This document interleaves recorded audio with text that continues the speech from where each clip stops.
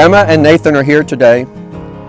You enter as individuals, but you will leave here as husband and wife, expanding your family ties, blending your lives, and embarking upon the grandest adventure of human interaction.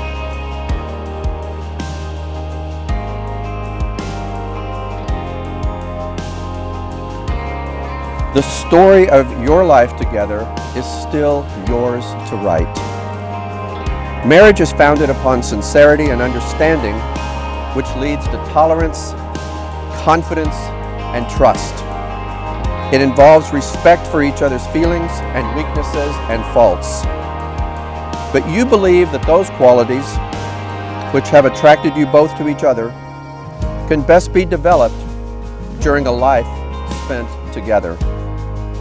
A happy marriage will enable you to establish a home with love and stability, where your family and friends will always feel welcome. Every day you live, learn how to receive love as with much understanding as you do giving love. Find things within yourself, then you can share them with each other. Do not fear this love. Have an open heart and a sincere mind. Be sincerely interested in each other's happiness. Be constant and consistent in your love. From this comes security and strength.